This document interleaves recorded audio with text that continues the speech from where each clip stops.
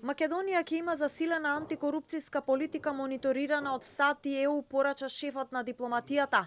Османи вели дека Македонија има сериозен проблем со корупцијата на сите нивоа. Ги поддржа пораките на американската амбасадорка Агелер и кажа дека на последните средби оваа недела со американскиот секретар Блинкен и со Викторија Нуланд, подсекретарот за политички прашања во Стейт департментот, се разговарало дека корупцијата го кочи напредокот на земјата, но и за механизмите кои ќе се преземат. Дали се тоа механизмите на внесување во црни листи, како што се случуваше во регионот, или други јавни именувања, или пак други начини на поддршка. Еве, само што го подпишавме, го почнавме стратешкиот диалог, Соединетите американски држави додадоа над 4 милиони евра токму во делот на антикорупцијските политики.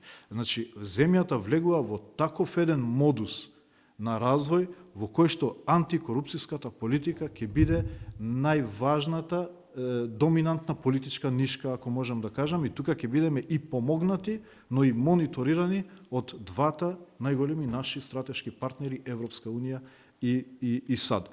Според Османи, сега откако државата ги решила екзистенцијалните прашања и споровите со соседите, фокусот ќе биде токму борбата со корупцијата.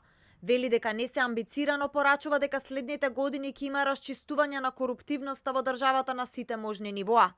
Американската амбасадорка Агелер пак пред 2 дена за телевизија 24 порача сите кои прават притисок, закани или коруптивни сделки во македонското судство да бидат повикани на одговорност и дека таму нема место за политичко мешање.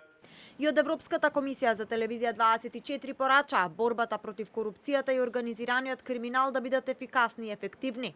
На прашање како ќе влијаат скоро секојдневните судски афери кои ги има премногу, како контроверзниот избор за шеф на организиран криминал, оставката на претседателката на судски совет и ред други, порачаа дека Брисел следи и мониторира се што се случува во земјата. Овие месеци на билатерален скрининг во Брисел се реферира за се што се случува во македонското судство, или поточно поглавјата 23 правосудство и 24 правда.